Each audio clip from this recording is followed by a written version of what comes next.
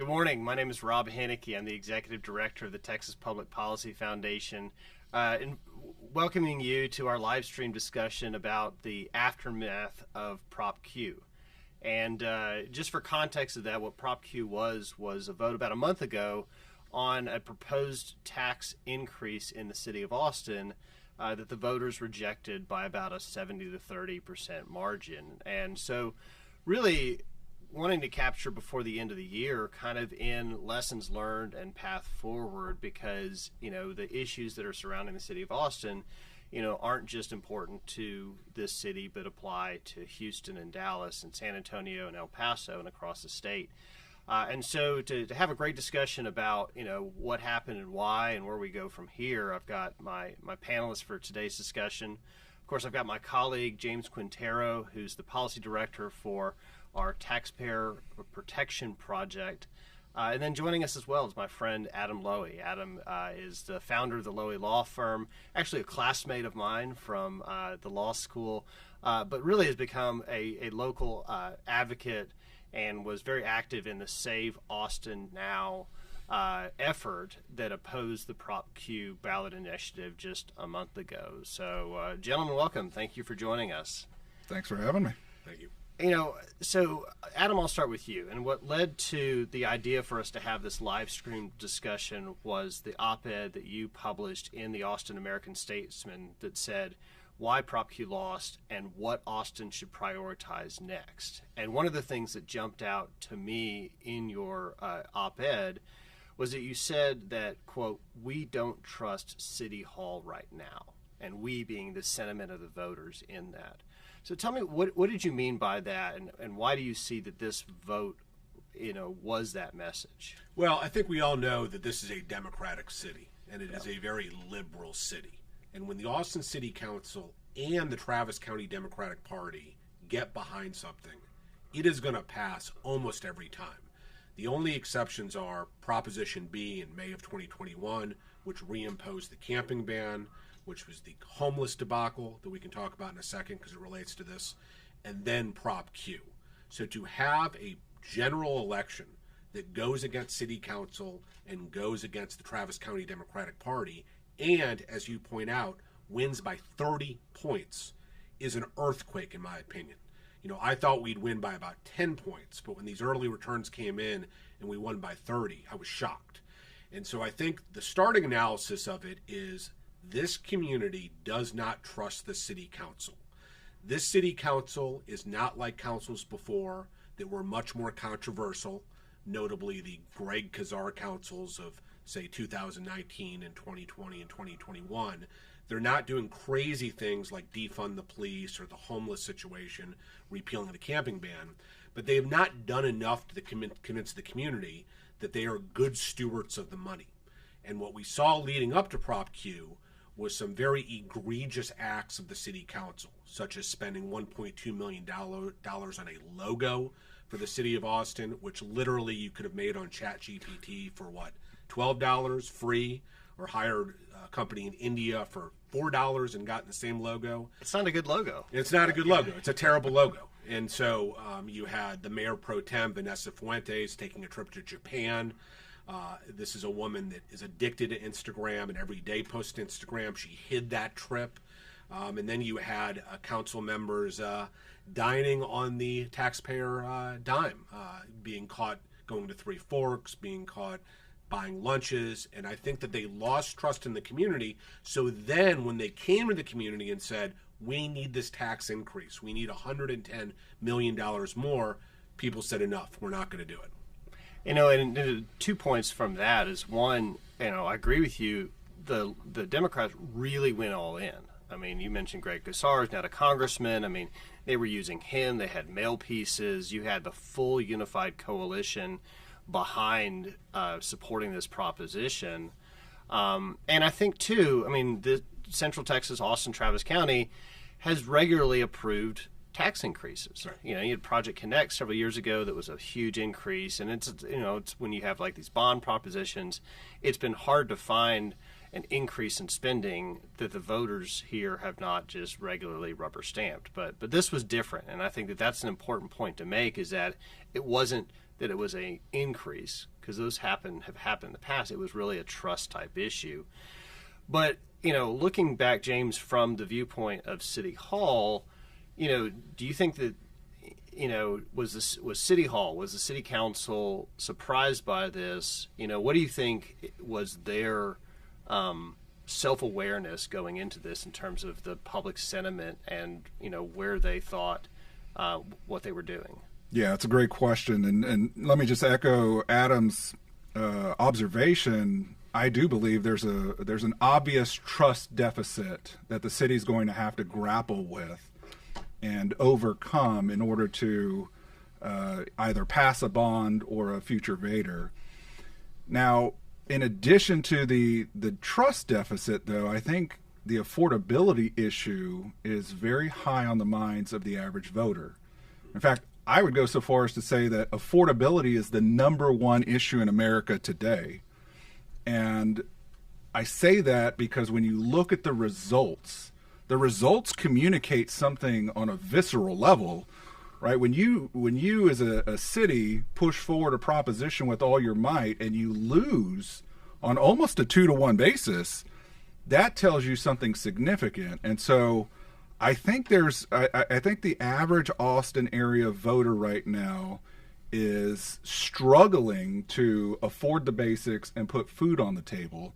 And so if I'm City Hall, what I'm thinking is, how do we lessen that burden? And just as kind of a quick aside, one of the things that I kind of chuckled at the other day, because I've been in Austin for so long, is the fact that even though voters rejected this latest push, the average homeowner's tax bill is still going to go up. It's still going to go up by about $100 per year, right? So even in success, there is a certain measure of defeat for the average taxpayer. Because the city didn't cut their budget. They still adopted a budget that was bigger than the one for this year. It just was this much more instead of like this much more. That's exactly right. They're going to actually go up to the voter approval tax rate limit, which is 3.5%, at least in theory.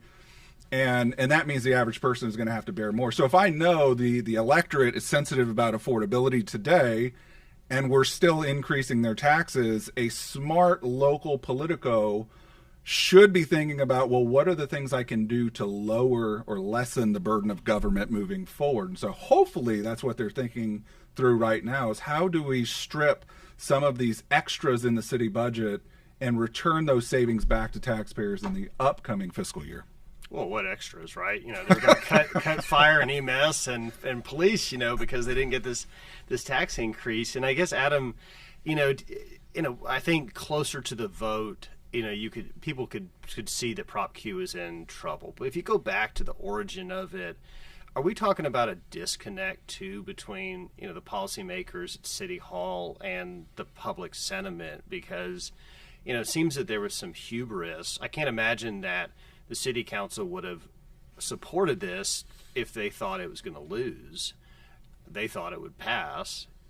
It didn't. So where is their viewpoint and coming into this different than what obviously the voters thought? I think that's a great point, and I'll tell you that the issue is the homeless spending. I talked to one of the people who ran one of the PACs that was trying to vote this thing in, and I'm friends with this person, and the first thing he said was, this is about a homeless spending issue. And then I was kind of shocked he told me that, but then I saw in the Austin Chronicle that week, Mayor Watson also said, this is about homeless spending. And so we need to go back to 2019 in this city, in which the council took away the camping ban, revoked the camping ban, and caused complete chaos with the homeless situation, in which you had homeless people camping up and down Congress on the trail. It was a total debacle, and this community then put back the camping ban in 2021. And so since 2019, homeless spending has been, I would say, a top 3 issue in this city. And so what we have seen is there's been hundreds of millions of dollars spent. And so we finally get to this election, you have these mayors saying, we need more homeless spending. The initial messaging was about, we need more homeless spending. So I believe that granola liberal voter who's living in South Austin is hearing this again 6 years in, and they're finally saying, wait a minute, why are we continuing to spend hundreds of millions of dollars on homeless spending when there doesn't appear to be a lot of progress on that issue?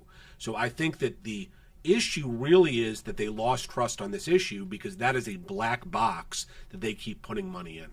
Now, do you think, and I mean, too, we'll get about path forward in a second on different prioritization, but on the day after aftermath, do you think the reaction, City Hall, policymakers, and so forth, was voters are wrong? Or has this been any kind of actual wake-up call and paying attention to what message was delivered? Is it just, that was dumb voters didn't know what we were trying to do and we'll get them next time? Or is any kind of really reform mindset? Well, I think you know the answer to that. I mean, the Austin City Council is always going to want to spend money. I think they gave passing lip service to the defeat. I think they were embarrassed. I know for a fact they were embarrassed about it. But as we go forward, do I think we're going to have a council that's going to actively want to cut the budget or cut taxes? Of course not. They're going to want to keep spending. But I hope that it is a message to them that they need to be spending on the right things, such as EMS, such as fire, such as police, and not crazy stuff like giving it to homeless organizations, some of which that are truly good, but some of which are totally fly by night, and there's no accountability for the money. And so I think that, or my hope is, they're going to be a little more cautious in handing out the money. But of course, we know how the city council operates here, and people have short memories. Yeah, it is. And in the prioritization, I mean, one of the things your op-ed talked about was like infrastructure, for example. And I can tell you, I just had to replace a couple of broken engine mounts in my wife's car because of the trauma from driving around the streets and potholes in downtown Austin. But James, to Adam's point there, okay, if there's not been that, self-awareness or accountability in looking at a path forward, what do we need to do? Because, as we continue to spend more money, we're just going to exacerbate the affordability problem. And, as you increase spending, increase costs, increase taxes and all of that. I mean, it's kind of like that, that meme where you got the guy standing over the dead body with a gun saying, what happened? I don't know. How did this work? There. So if it's not going to happen internally, is this just a solution for us? Just go move somewhere else or what? Well, that's what we did a few years ago. But no, that's not the solution. Before I get there, let me just mention one of the curiosities with the ballot language itself, because I find this oddity so intriguing. So the city effectively approached voters with a 20% tax rate hike that was going to increase the average homeowner's tax bill by about $300. Okay. So if I'm a voter and I know this going in, I look at the language and I say, okay, look, after I get through with the first sentence or so reading about the rate hike itself, the city tells me on the ballot itself, as I'm deciding, that this is for the purpose of funding or expanding programs intended to increase housing affordability and reduce homelessness. Right? So that if I'm a voter trying to make a decision right off the bat, I'm thinking, well, you're telling me that you want to raise my taxes to improve affordability and also reduce homelessness, but yet all of the money that we've been shoveling into those programs has really done very little, at least as far as I can tell. And so, I think this goes back to your comment about the trust deficit where, voters and Austinites in general have just handed over so much money to the city and they've gotten so little in return that they see things like this and they're just not convinced that it's the right way forward. Now, back to your remark about solutions. For me, I see two paths forward, and perhaps those can work in conjunction with one another. The first really is a bottom-up approach, and perhaps the electorate will utilize this moment to galvanize behind some proposal, like a charter amendment election that requires fiscal discipline in some fashion, or even an efficiency audit. If you recall, many years ago, there was a PAC that mobilized behind an efficiency audit concept. Perhaps that comes back and we get a second bite at that apple to see how is the city spending money. And again, that's done from the bottom up. I also think there's great utility in the governor's new proposal to initiate tax cut elections. What a very interesting idea, where the electorate would have the ability to petition for an election to force a tax cut election. I love that. It's another bottom up approach.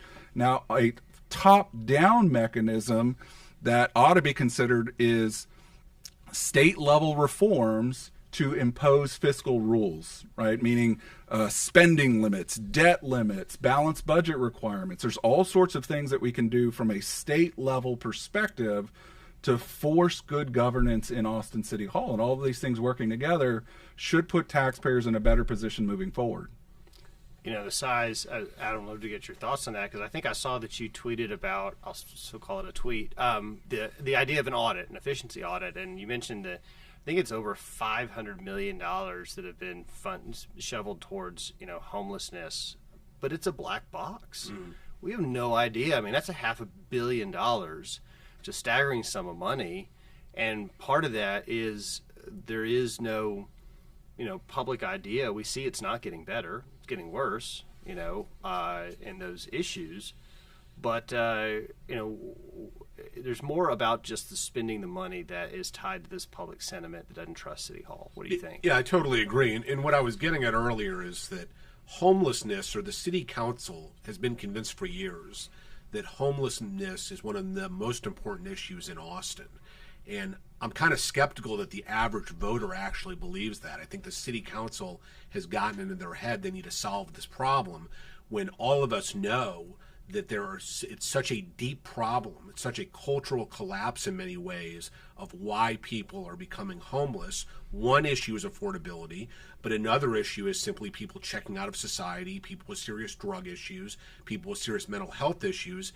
And then the question is, does a major U.S. city need to spend hundreds of millions of dollars endlessly on this issue? When, as you have pointed out correctly, there's no objective way to know if we are improving the problem. And a lot of the talking points are the same talking points we've heard 5 years ago. And so I think that there needs to be a reset on why this is a major issue in all of these cities, that people feel this needs to be why the government is here to deal with the homeless issue. It should be one issue, but there are more important issues. As you point out, let's have better roads. Let's have better public safety. And I think on your point, quickly, what was interesting is I'm friends with Selena G., who previously was the head of the EMS union, and she's currently running for city council in your district. And she was very much for this, because she was saying part of Prop Q was to get another ambulance or more money to EMS. And I said, are you sure that's correct? And I looked at the language, and in the proposition at the end, there is something about EMS. And I think it was so telling that they didn't lead with that. You would think that you would have led with, we need to get more money to EMS. Yeah. Whoever you are, Democrat or Republican, I think we all can agree, yes, we need EMS strong, but I think people realized we have the money for EMS from the current budget, but we're spending it on insane things as opposed to getting them more money. And so I think this is, again, the council is so off the ball on what they should be doing. And I think the voters sent them a message. Well, and you had this point, again, on Twitter, Adam, was, initially after Prop Q failed, the city put out a revised budget that was going to reduce funding for EMS by like $2.5 million. And your point was like, I mean, the city of Austin budget is like billions of dollars. $2.5 million, that's changing under the couch cushions. It looks like it's punitive, there. Either a disconnect or just an effort to punish the voters for not, rubber stamping this agenda, where there is the money that's there. The city of Austin cuts $54 million a week in checks to these outside vendors that really we have no idea what they're doing with that money.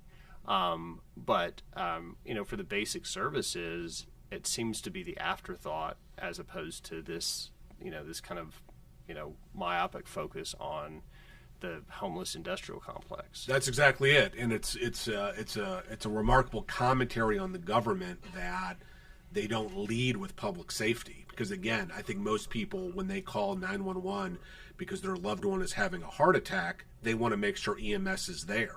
And when I first moved here 25 years ago, you did have a council that was focused on public safety. But that Democratic Party, I think, has changed a lot. Now you have leaders in the Democratic Party locally who are focused on these other more obscure issues like homelessness or other social justice issues that we had to live through in 2020, such as the effort to defund the police department. And so where it goes from here, I think that the community and the voters, including Democrats, which is the most important faction here because it's a majority Democratic city, I think that they have sent a message. They want to get the council focused on the basics here before we go down the rabbit hole of funding these other groups. But as you all know, and you saw this at the budget, when it got approved, you had council members like Mike Siegel and Vanessa Fuentes celebrating, giving $100,000 to this group that no one's heard of, giving $250,000 to this group that's a homeless advocacy group. And again, some might be good, some might not be good. We have no accountability whatsoever, and the average voter has no idea where the money's going. Yeah. James, this isn't just an Austin issue. No. Pull out to the other state and what you're seeing in other cities that are either a better example or, where this same issue is being exacerbated elsewhere. Yeah, no, that's a great question. So earlier this year, I was asked to give some invited testimony to the Senate Committee on Local Government, and it was on the property tax issue. And one of the things I did in preparation for that is I went through 20 different annual comprehensive financial reports, which are as boring as it sounds. But there's a lot of really great data in those audited reports. I'm a hoot at parties. But so I went through all of these various documents to gather together four different information on four different variables. I wanted to know, what has value growth done? What have rates done? What have levies and population done within all of these 10 largest cities and counties? So 20 different jurisdictions in total. And I was able to get a 10-year snapshot for each of those variables. In general, what we're seeing across your largest cities and counties are values are absolutely skyrocketing. Rates are relatively stagnant, if not down just a little bit. Your population is up just a little bit, and your levies are absolutely through the roof, right? And so what that tells me is our largest cities and counties are over collecting as compared to population growth. And they're also not using their discretion to adjust those rates down to compensate for massive value growth. And just to put a finer point on this, here in Austin, what we found is that the levies increased by 121% from 2015 to 2024. Population grew just 17%, right? So there's a huge mismatch between how much government is taking in and how many people are actually receiving those benefits, or how many more people are actually needing those services, right? So that trend is holding, I would say, on a relatively consistent basis statewide, which again either informs the need for a top-down approach where the state is imposing fiscal discipline, or some bottom-up mechanism where the electorate is finally getting a handle on these things. One of those two things, or perhaps both, are needed. I totally agree. Let me just say, after that election, I texted I saw the speaker at an event, Speaker Burrows, and he wasn't speaker at the time, but I thanked him and the others in the legislature for passing that law that allowed us to vote on Prop Q. Mm-hmm. Because, just think about that. Without that law, they would have gotten this thing through the council, no question about it. So I agree with you that there needs to be a top-down approach from the legislature to put guardrails in place, like we saw with public safety when they passed a law saying that you can't slash the police budget, like we saw with this recent vote. And there's other things they need to be doing, because if we don't have this, you will have very liberal city councils continuing to spend, continuing to raise as much money as they can, and continuing to waste taxpayer money. And because there are no meaningful fiscal constraints right now, what I think that City Hall is getting ready to do is shift. And what I mean is, there's all of these pressures built up into the system with no real appetite to reduce the level of expenditure. So now they're going to have to shift those spending needs to debt, to other fees, fines, and other revenue sources that aren't affected by the revenue limitation.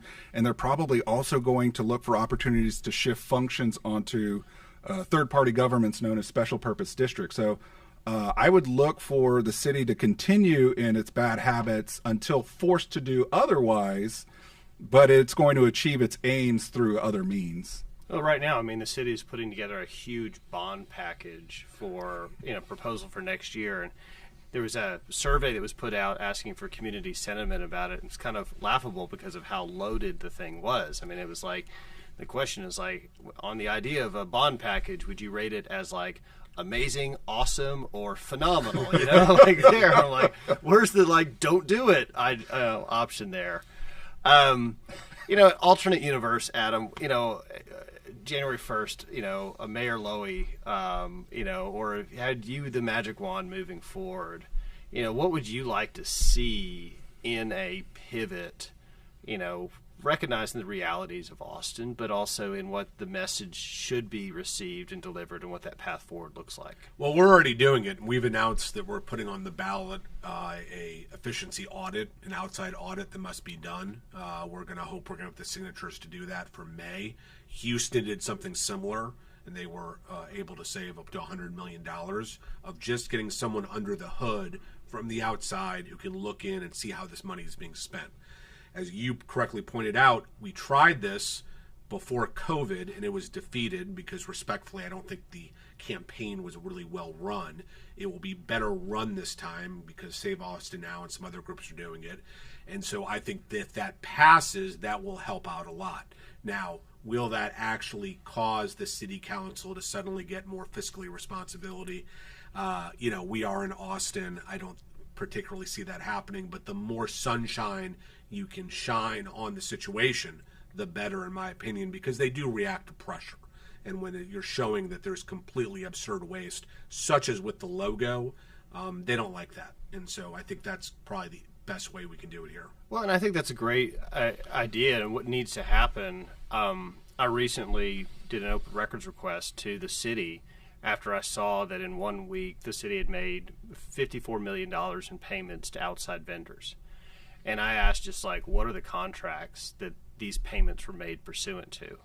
And, I've just gotten back. It's 800 pages of light reading of go through all of this stuff. But I think one of my feedback from it is I'm looking at contract after contract after contract. Nobody asked for this. These things that are being contracted for that are $1 million contracts and $1 million and multiple million and hundreds of thousands of dollars, your neighbors where you live, the people that you interact with in the community, none of them are saying like, we want this contract, we want this service. There's just no visibility where you have, so much spending and so much government there, to even be aware that, $1 million here, $1 million there actually adds up to real money.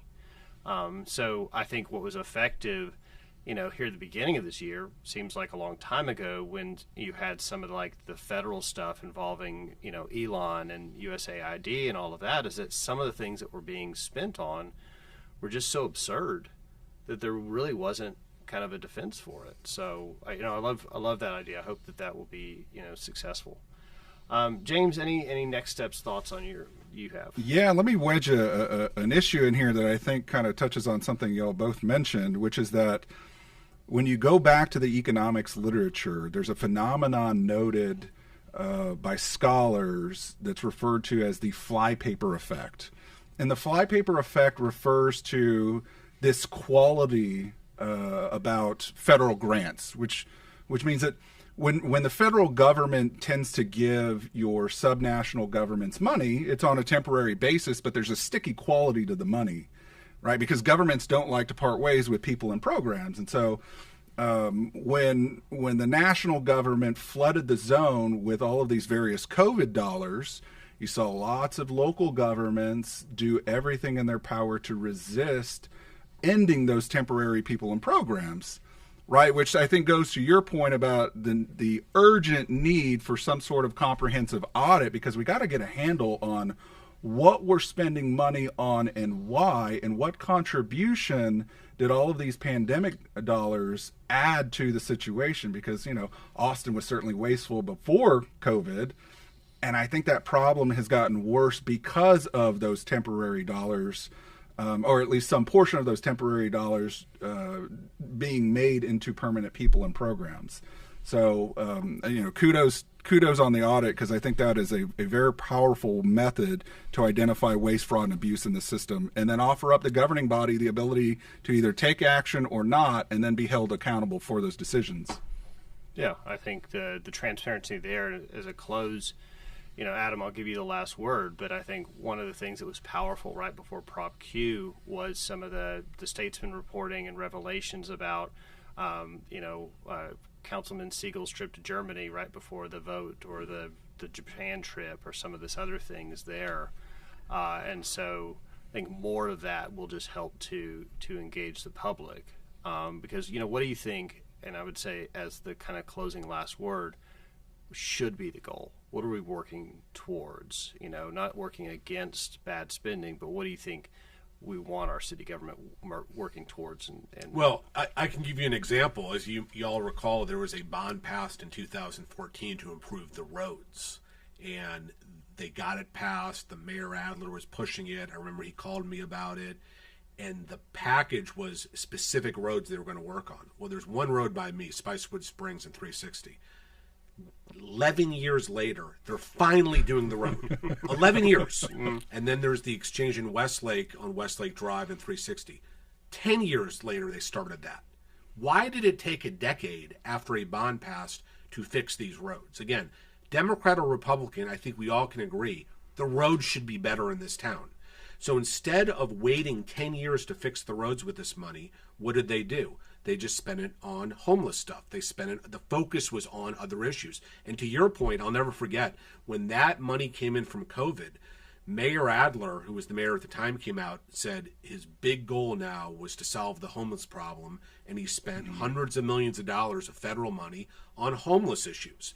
And so, to your point, they need to get back to basics. We want better roads here. They want the potholes filled. We want these exchanges, like on Spicewood Springs, better. That's what people actually voted for. But the city council chases the shiny diamond and does these pet projects, and then we're stuck in this thing. Back to basics is the path forward. I think that's great. So, James, Adam, thank you guys for a great discussion here. As we close out the year, these are the needs and opportunities moving forward. But appreciate the discussion, and thank you to everyone who joined to listen in here today. And that's going to conclude our program.